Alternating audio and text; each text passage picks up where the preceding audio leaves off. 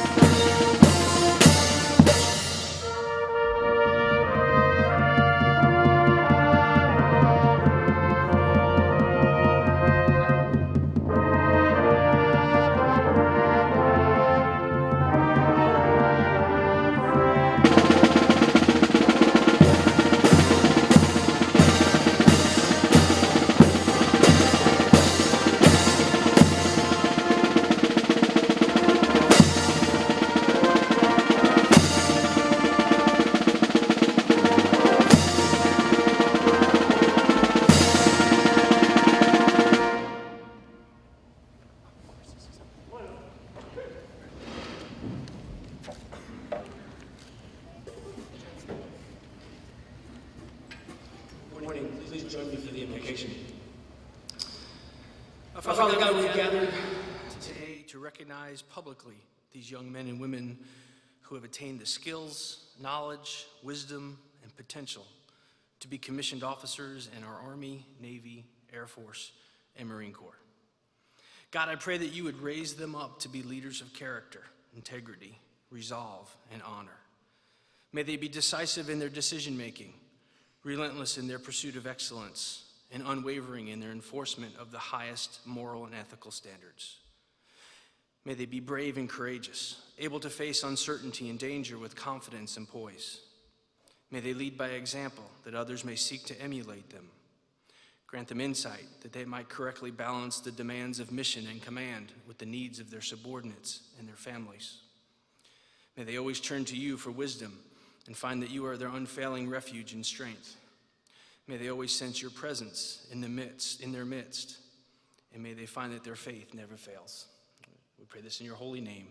Amen.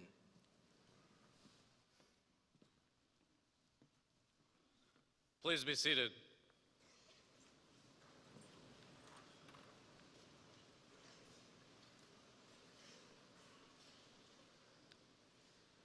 Ladies and gentlemen, the Superintendent of Virginia Military Institute, General P.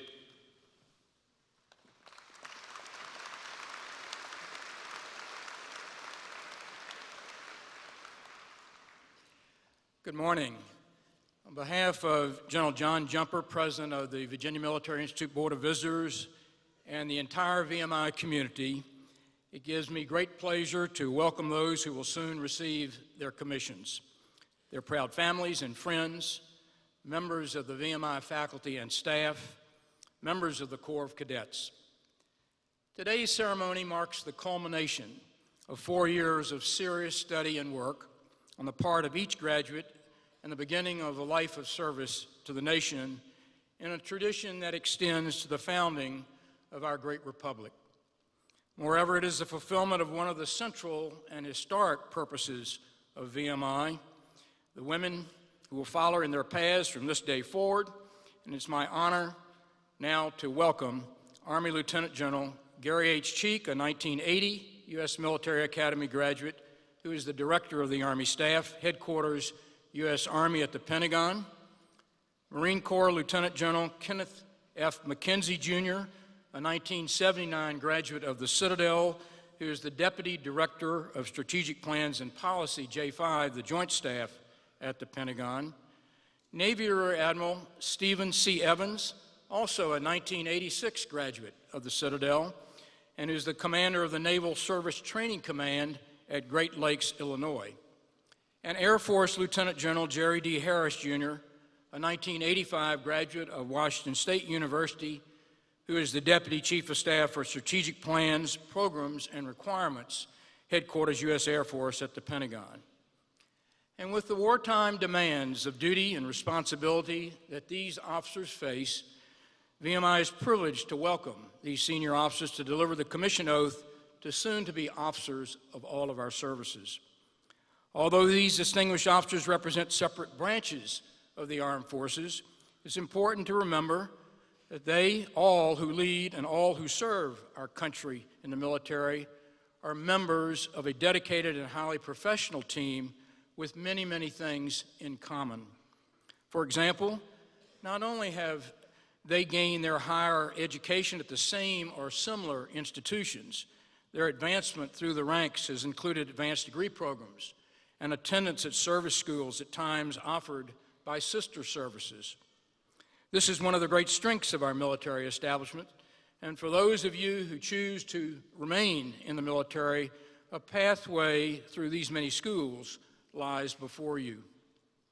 VMI is but the foundation and starting point from which you will grow and build your career.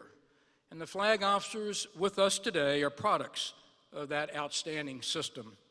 They are seasoned officers who have served at the highest echelons of our national command structure, as well as having extensive experience at the cutting edge in peace and war in leading soldiers, sailors, airmen, and Marines.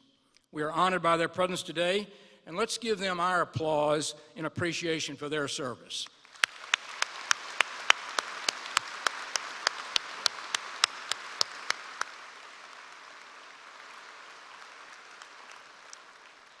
I now invite our professors of military sciences and their staffs to stand and receive our expression of thanks for the inspiring work that they have accomplished in teaching and mentoring the young men and women who will be commissioned this morning.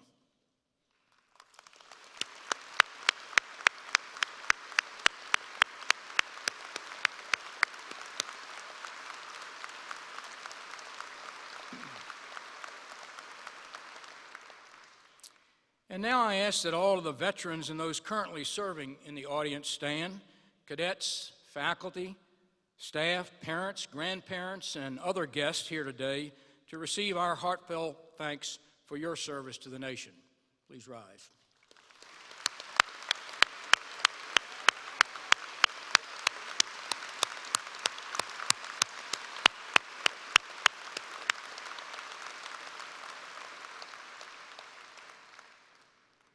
Nearly 100 years ago, the United States entered the First World War, and as the song has it, thousands of American men and women went, quote, over there, end quote. And by the end of the war, 1,800 VMI alumni had served our country and had helped to win victory. At the time, that conflict was referred to as the war to end all wars. But sadly, as you know, that has not been the case. And despite the hope of permanent peace, 78 years ago, the world plunged into the Second World War, and scores of conflicts have followed since. The world continues to be a dangerous place. That fact underscores the continuing and increasing need for a strong military establishment led by highly educated, skilled, and dedicated officers, and especially men and women who can meet the complex challenges of modern warfare. And since the end of World War II, the traditional concept the battlefield has changed completely. Now it is no longer confined to a specific geographical area. Even the nature of warfare has expanded. And I use the term expanding instead of changing because we have seen over the past decade that while boots on the ground continue to be required, professionals from all of our services now wage combat with remotely guided drones and robotics and satellites, precision missiles from ships and planes and submarines, cyber and other advanced systems. As technological advances accelerate, these weapons become increasingly sophisticated, and as a result of the application of information systems, increasingly smart. The level of professionalism and skill and intelligence required of those who wear the uniform today, in my view, has never been higher in our nation's history. The condition demands flexibility, adaptability, wisdom, and the very best of leadership from its officers, skills that I feel certain that you have developed over the course of your 4 years of study and development here at the Institute. Mary Baldwin University, Washington Lee University, Southern Virginia University, and VMI are proud of its sons and daughters who prepared themselves for these challenging tasks and who accept the responsibilities and duties as officers in the armed services. 55 years ago, I sat in JM Hall with my classmates. Then commissioning was mandatory, and just like you, was sworn in as a second lieutenant in the United States Army. And my life was soon filled with exacting missions and tough training, rapidly changing responsibilities, assignments around the world, attendance at outstanding professional military schools, and service under remarkable senior leaders. Above all, I became part of a great team of soldiers, sailors, airmen, and Marines, and their service families. You too will have these same experiences. I congratulate you on the attainment of a commission. Frame it, keep it on display, and read it with regularity. It will guide you through the challenging profession now that you have chosen, and it will give you strength in the tough decisions that you are certainly going to face. The Institute could not be more proud. Your families are proud of you, and you can take just pride in yourself and in your accomplishments. Our country is fortunate with your decision to serve and to lead. Good luck to each of you in the days ahead. Well done.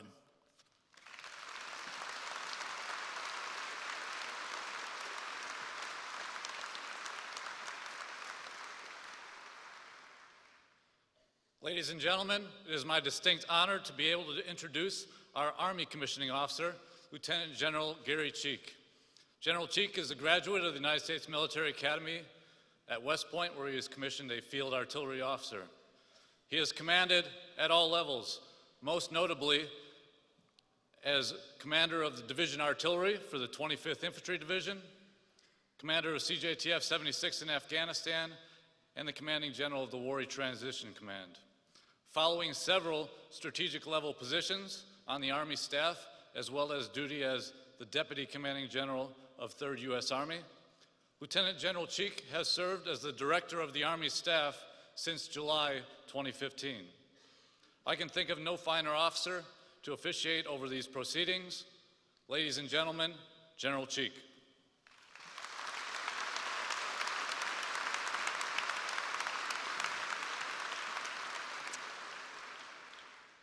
Okay, well, good morning, and it's always a good thing to get out of the Pentagon, as I'm sure my colleagues here will attest to. What a great honor for me to be here today and witness this new generation of Americans to enter military service. Let me start out by saying a word of thanks to some specific folks here. First, to the parents and families of these young Americans. I want to thank you for your love, your encouragement that you gave them. I'll also mention probably some fiscal support mixed in there somewhere as well. But you are the one and the ones that made a difference in their lives and the reason that they're here today. So thank you for your involvement, your influence, and all that you've done. General P, I also want to thank you. Oh yeah, let's clap for him.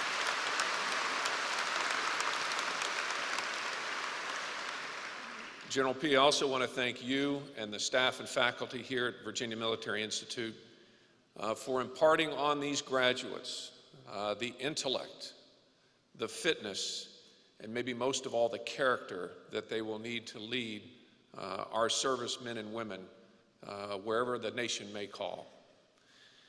And then finally, to our cadets themselves, I want to just say thank you.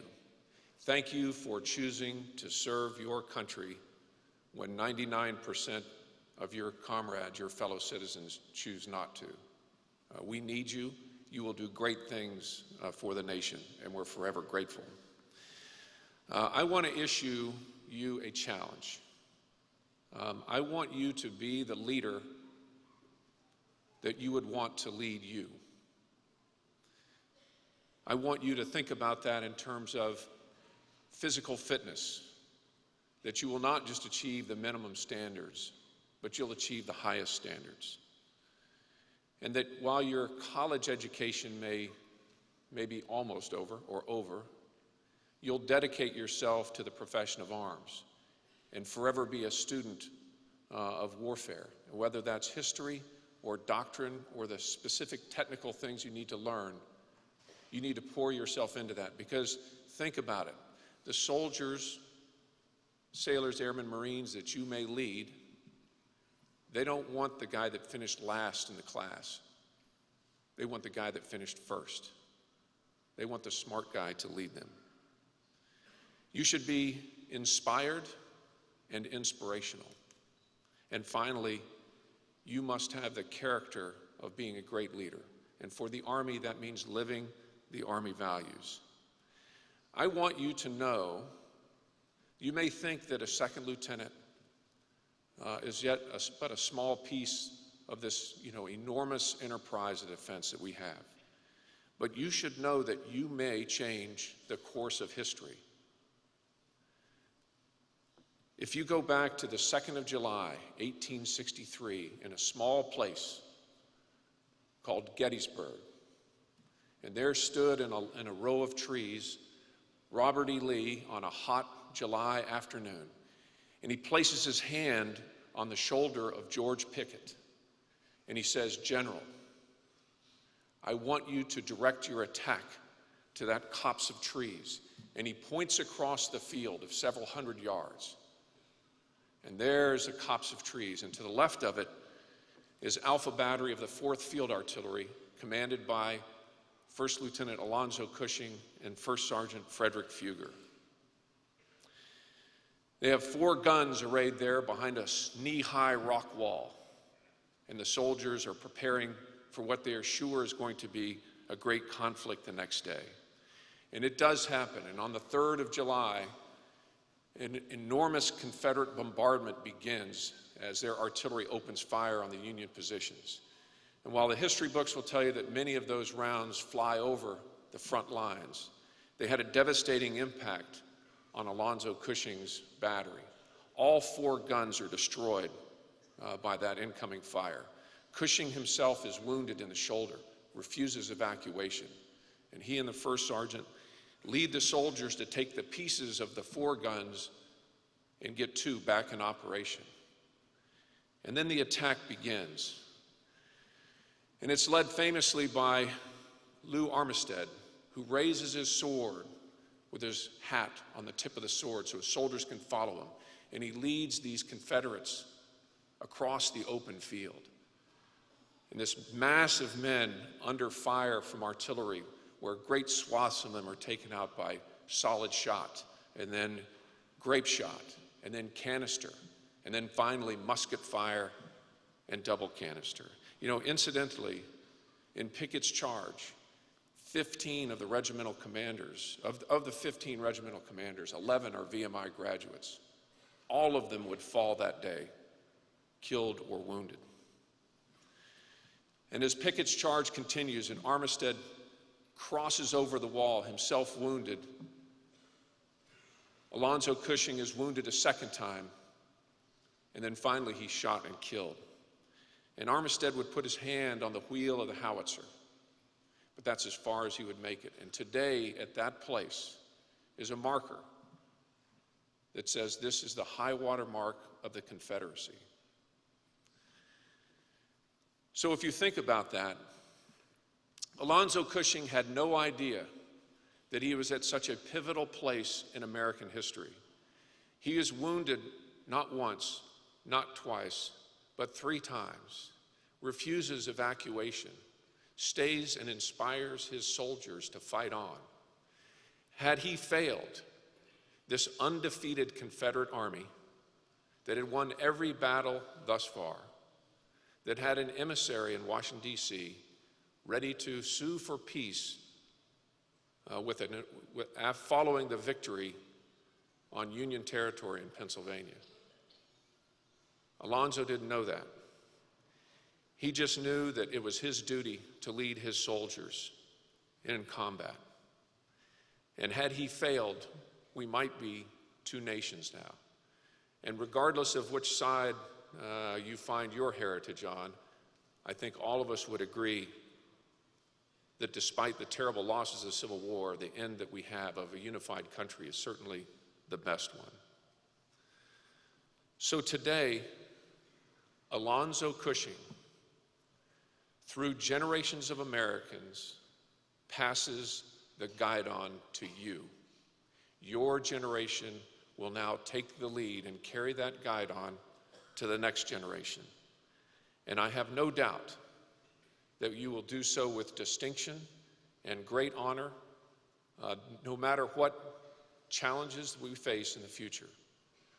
So I just want to wish all of you congratulations on what you've done thus far. And for our future Army officers, please rise for your oath of office.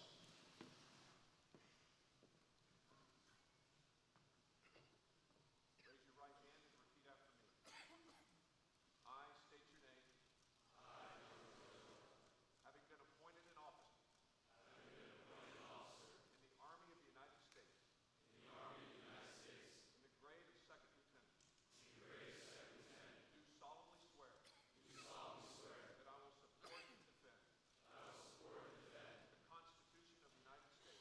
Constitution of the United States against all enemies, foreign and domestic, and that I will bear true faith and allegiance to the same, that I take this obligation freely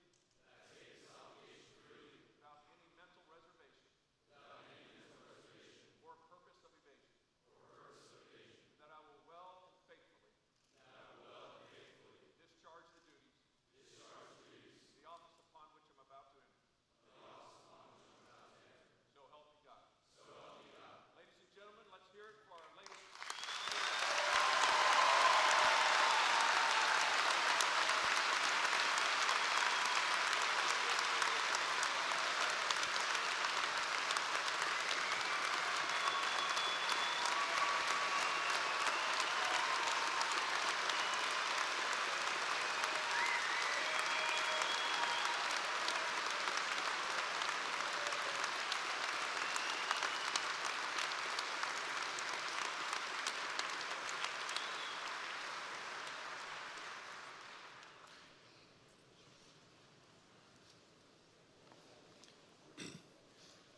Good morning. It's my pleasure to welcome General McKenzie and his wife Marilyn back to Lexington and VMI. General McKenzie was here as the Marine officer instructor years ago with Bill Dabney and Colonel Ripley. And as he comes to speak with us, his bio you can read for yourself. I'll highlight a few things. General McKenzie has written, he's thought, he's taught, and he's engaged in war and led Marines, and he's been a Marine for part of 5 decades. He's served in many important billets. Right now, when you tie that together, somebody has to think about a strategy, not for today, but for tomorrow and the tomorrow after tomorrow. So he's currently the director, J5, of strategy and policy. As my kids said, I told him he was coming. They said, well, he's for the whole world. I said, yes, he is. So Joe McKenzie will come and make his remarks. Sir, thank you and welcome back.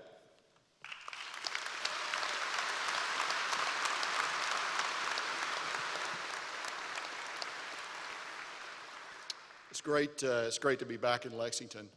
You may be puzzled why there are 2 Citadel guys up here on the platform for the ceremony today. I can't help you with that. That's just the way it worked out. But I spent 3 great years here at the Virginia Military Institute from 1988 to 1991. I've actually got a game ball because I coached football when I was here. We beat the Citadel in 1989 right here on the field next to us.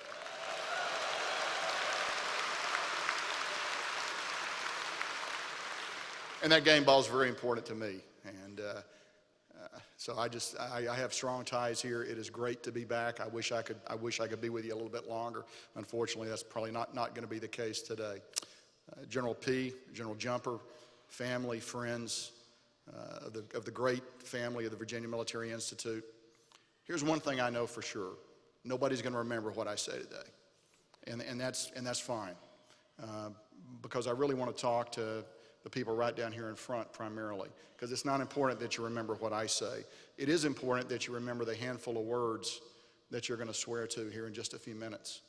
That's what's important about this morning. I've taken this oath 10 times.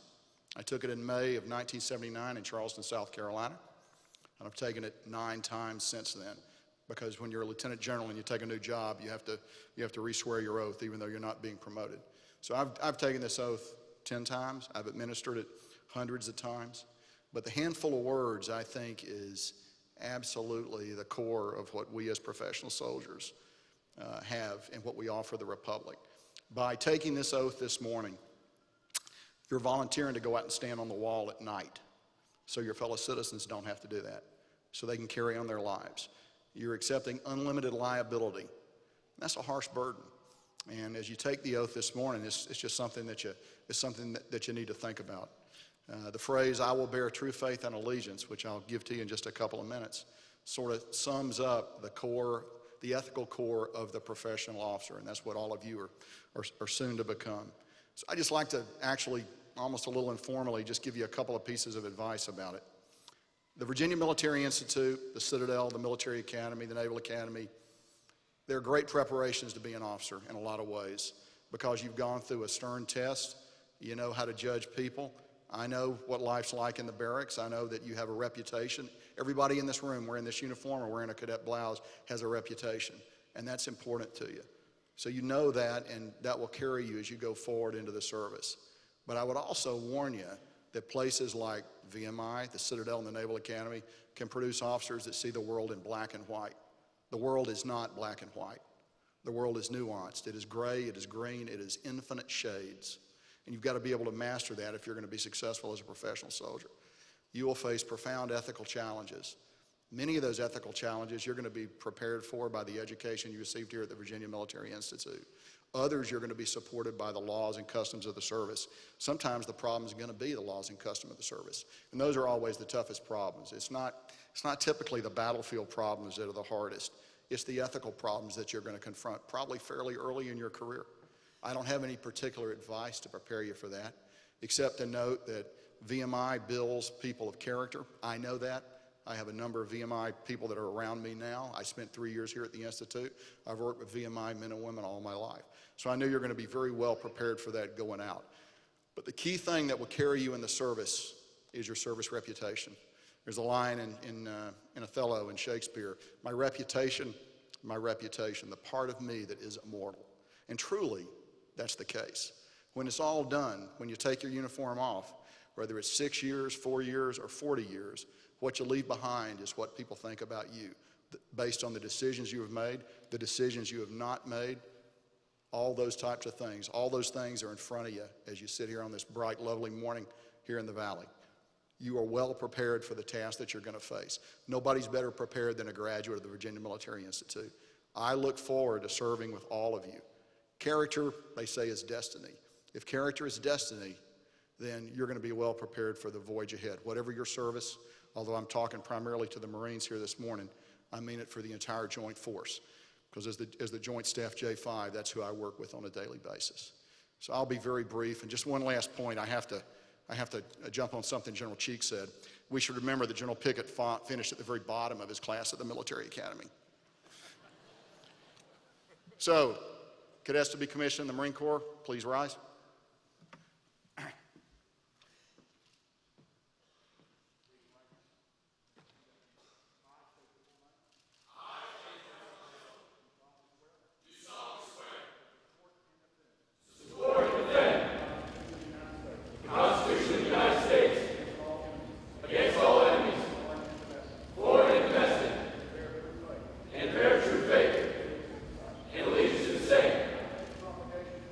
I take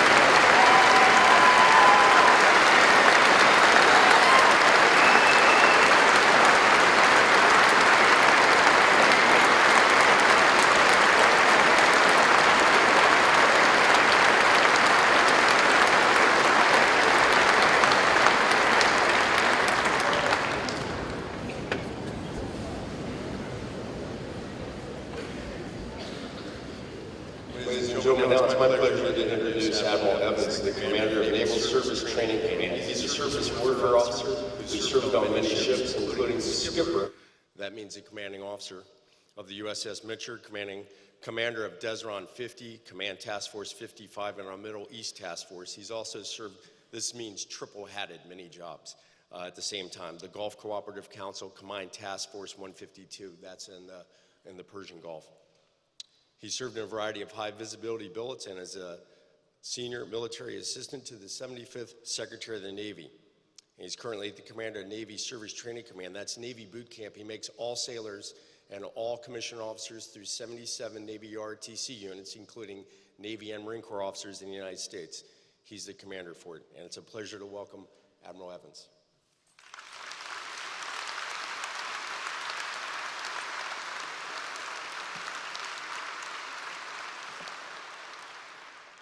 Dave, thank you for the introduction. General P, General Jumper, thank you for welcoming me here today. I too, at first, was wondering why there were two Citadel graduates up here on the stage, because I know many years ago I would have had to have fought my way in here and fought my way out. But today, our two institutions stand side by side as we continue to produce principled leaders who are going out into our world and making a difference both in and out of the military. And I think that's a fine thing to consider. So thank all of you for joining us here today. But most of all, I want to thank the remarkable 185 young men and women we honor here today for embracing the responsibility of leadership and accepting the most noblest mission I believe that a young person can pursue, which is to provide security for the American people, and indeed, much the rest of the world. For the Army, you have 7 core values, which include loyalty, duty, respect, selfless service, honor, integrity, and personal courage. In the Air Force, the core values include integrity first, service before self, and excellence in all we do. For the Navy and Marine Corps, core values are honor, courage, and commitment. No matter what branch of the military you're in, our core values are pretty much the same.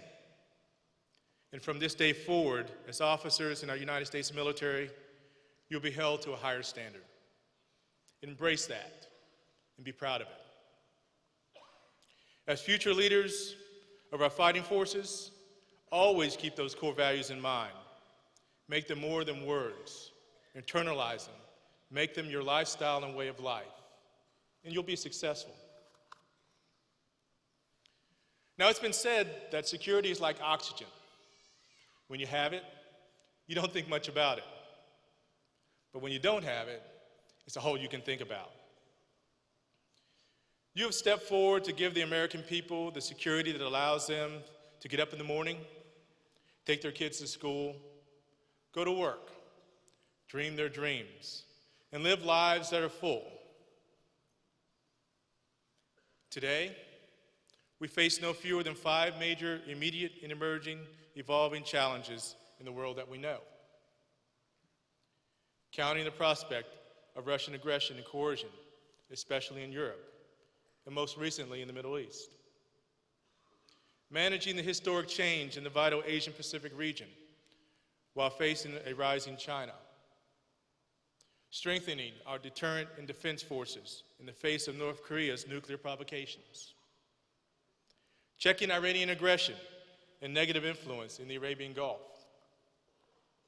And accelerating the defeat of ISIS in Iraq and Syria and everywhere else it has spread around the world. We don't have the luxury of choosing among these 5 challenges. We have to deal with them all. And they all will affect your careers in some fashion or other at different times. Now, your service may span decades. A future chairman of the Joint Chiefs, Secretary of Defense, or Secretary of State may very well be among you. And history tells us that 10 to 20 years from now, new challenges we don't even know about today or have ever foreseen will certainly arise. And we also recognize that protecting the American interests often means leading others and leading by example. Ever since World War II, America has been the world's foremost leader, partner, and underwriter of security and stability in the world. It's a mantle we embraced again following the Cold War, and one that continues today to the great benefit of this nation, but also the rest of the world. The positive and enduring partnerships the United States has cultivated with other nations around the world is built on our interest. They understand that. But they can also see that it's built on our values, which most find decent, honorable, and attractive. They'll want to work with you, not just because you're capable and competent and have an extraordinary force, but also because of the way you conduct yourselves. They can trust you. Other nations know that you'll treat them with respect and that you'll take their interest into account. That trust creates opportunities to defend our own interest. So whether you're working with our coalition partners on the ground, in the air, on or under the sea, or conducting exercises with our allies, or responding to disasters in some far-off corner of the globe, remember that your individual actions will be a clear reflection of our values and our leadership in the world. That is your responsibility and your opportunity. But in a way, you've already reflected these values through your service right here. And that will continue as you maintain the relationships and friendships you developed right here beyond graduation. Because people think differently about the world when a former roommate is managing a nuclear power plant under the sea in some remote part of the world. Or a former organic chemistry classmate is leading a battalion or a company or a platoon in the field in combat.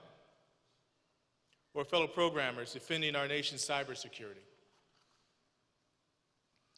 It's our people who you will lead and who you will command, you will ensure that those forces of today remain as great as the forces of tomorrow remain as great as the forces of today. And we can't take that for granted. It has to be earned again and again and again. Our nation is strongest when we draw from all of our strengths, and we give our best people the opportunity to lead and serve. As you prepare to assume command, don't ever forget that our people are our greatest strength. Recognize the caliber of those you will lead as brand new officers. Respect the quality experience of your chief petty officers and your non-commissioned officers under your command. Remember their families and the sacrifices they make. And don't ever forget that those you lead count on you to do your utmost. Have the courage to accept risk and solve problems, and the wisdom to determine when those risks become gambles. You're responsible for the lives of your people in the accomplishment of the mission. Balance those two solemn duties is one of the most difficult tasks you're going to face, but you have to succeed. That's the burden of command. But you're lucky, because many have gone on before you, many on this stage, many who have taught you over the last 4 years. And as one of those officers, I'd implore you to do the following. Lead by example. Be humble. Don't hesitate to make decisions. Be both a team player and a team builder. And finally, don't take yourselves too seriously, but do take the work seriously. And please remember this: ideas, both good and bad, have no rank. Think about that for a minute. It'll serve you well. Americans of all races, backgrounds, religions, and experience are volunteers who want to serve their country, who want to be part of something greater than themselves. This diversity is what sets us apart and makes us the most powerful military in the history of the world. So listen not only to those chief petty officers and non-commissioned officers and soak up their wisdom and ideas, but also to that E1, E4, or E5, because they have ideas that are just as important and just as good. Now, I have the honor of thanking you today for your service, and it's all, and I'm sure all 185 of you will never forget this day. You'll forget me, but you won't forget this day. Shortly, I will specifically commission the 25 Navy ensigns, and I don't take that honor lightly. It seems like only yesterday, well, maybe 30 years of yesterday, that I stood in your shoes as an ROTC graduate ready for commissioning. So I understand the emotions that each of you are feeling today. For others, the weight of commissioning in today's environment could be intimidating, but I don't see that in your eyes. You're well trained and ready to lead, and I say that confidently. So God bless you in all your journeys that begin today, and again, I thank you for your service. So Navy midshipmen, please rise for the oath of office.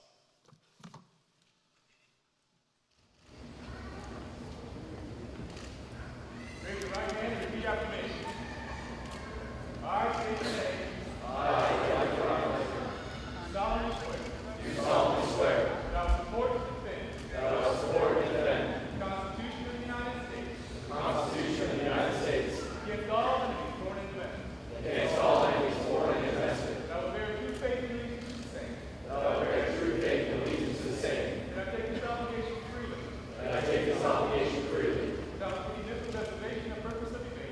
Without any mental reservation or purpose of evasion. That I will well and faithfully discharge. Duties of the office I'm about to enter. So help me God. Booyah, baby.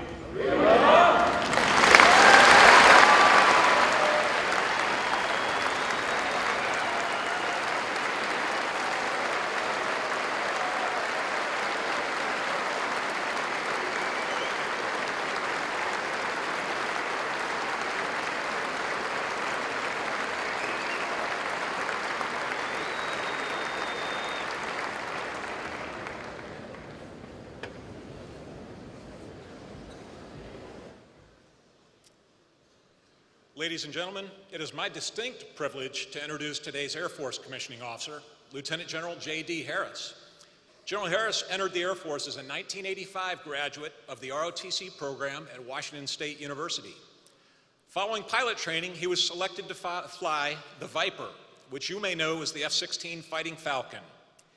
And General Harris went on to be selected as an elite weapons officer in the F-16, and I can personally attest he's one of the very best instructor pilots with whom I've ever flown. Additionally, he has commanded airmen at the squadron, group, and wing level, and his career includes key Air Force staff assignments at all echelons up to the Pentagon. In his current assignment, he is the Deputy Chief of Staff for Strategic Plans, Programs, and Requirements at the Headquarters United States Air Force. Ladies and gentlemen, please join me in welcoming Lieutenant General Harris.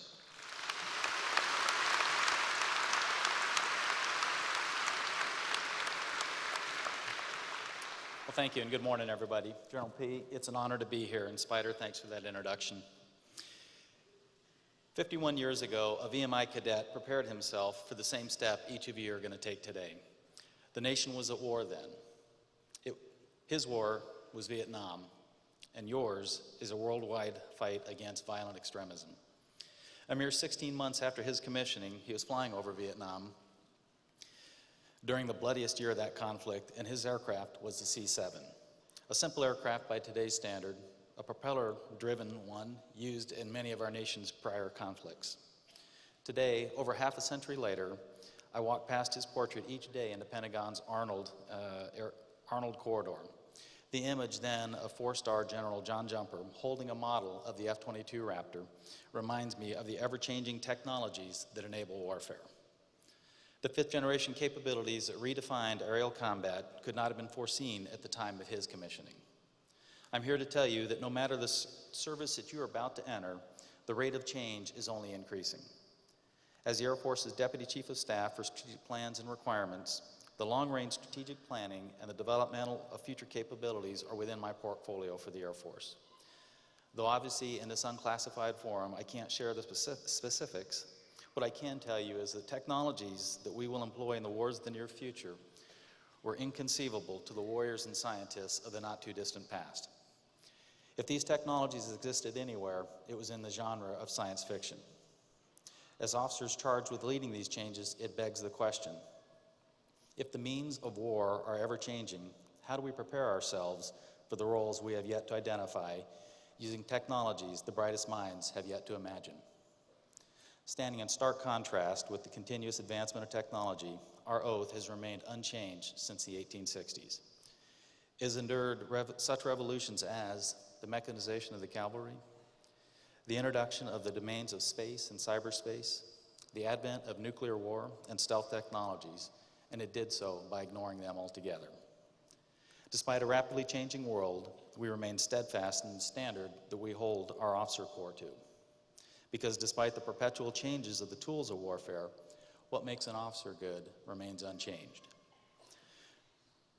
Who we are as officers is agnostic to the means that are at our disposal, and we're not tied to the specifics of what we are charged to do. The oath's final 2 clauses give us insight on how to approach a future career that, at its onset, can seem daunting in its fluidity, complexity, and responsibility. So what does it mean to well and faithfully discharge our duties? First, do your job. Whatever position you may find yourself in, do it to the best of your ability, and with the professional dedication of becoming an expert and providing value back to your organization. Invest heavily in your own development and recognize that although the service's long-term goal is to develop you for positions of greater responsibility, it needs you first today.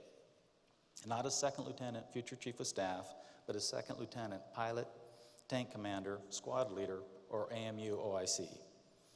As was earlier the case with Lieutenant Jumper, your country is counting on you to be an expert in your first job. It's okay to plan for the future, but don't sacrifice your current expertise for anticipated responsibilities. The best thing for the country and the best way to attain a long service career is for you to focus on excelling today. Finally, so help me God. I've always looked at the last line of the oath as an acknowledgement that a career in the service of others is difficult, that we can't do it alone. Some will look to religion as I do. Others will seek support elsewhere. In truth, it doesn't matter from which well you draw your source of inner strength, only that you need to know where you can turn to when it becomes difficult, because it will become difficult. Internally, each one of you have developed an inner strength that has already played a key role in bringing you to today's graduation and commissioning. No doubt you remember with pride the long nights of individual study and the personal effort. If you haven't done so already, I encourage you to take time and reflect on those moments when the problems forced even your best efforts to be augmented by others for success. The reality is that none of you achieved this graduation on your own. Parents, teachers, friends, and peers sitting to your left and right have all contributed to your success through dedicated external support. I believe it's appropriate now to once again acknowledge these distinguished guests, friends, and family here today because they are partners in your success. How about a round of applause for your audience?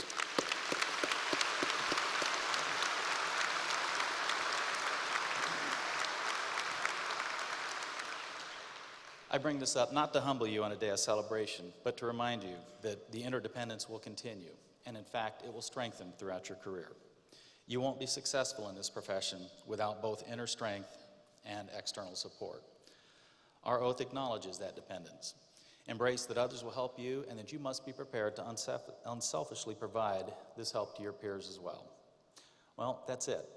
Invest in your future by focusing on the present. Solicit aid when necessary and offer assistance freely. And now to the Air Force class of 2017, we welcome you as you transition from the halls of this outstanding institution into the larger military family and assume your roles in the service of this nation.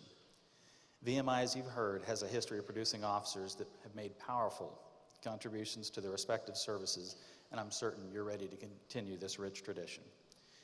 Each time you're promoted, we reaffirm the oath, but none is more important than the first time you say it, because it's permanent. So mean it when you say it here in a moment, and then live it throughout your career. Airmen, please stand.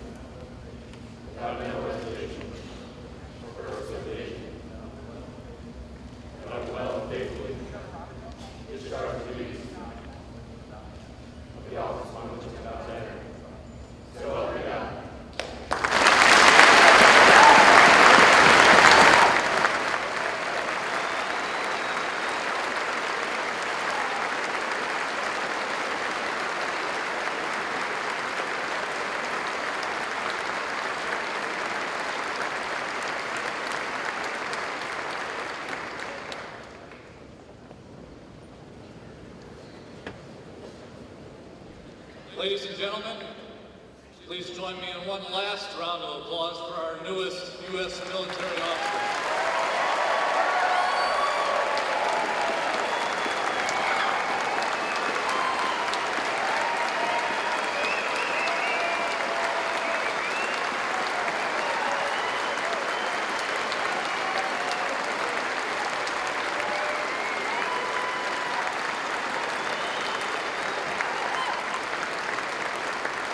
At this time, ladies and gentlemen, please rise for the playing of the Armed Forces Medley and remain standing while the stage party departs.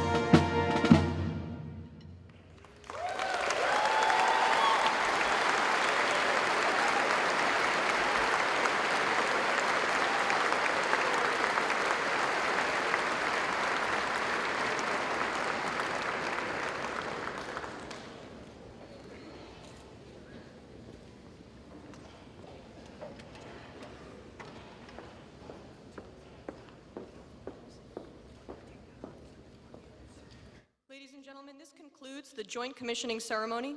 Please join us at the individual ROTC pin-on ceremonies. The Army ceremony will be conducted at the Center for Leadership and Ethics. Navy and Marine Corps will remain in Cameron Hall, and the Air Force will be located in Memorial Gardens. We ask that the audience remain off the ceremony floor to allow the Naval ROTC unit to set up for individual pin-on ceremonies. Thank you for your attendance today.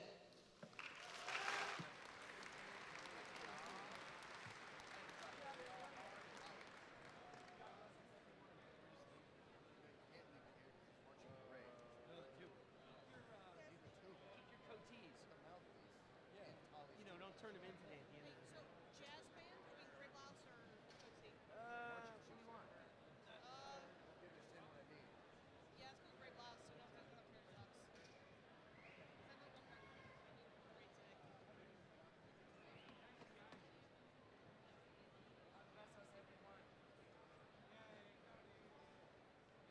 They squared away.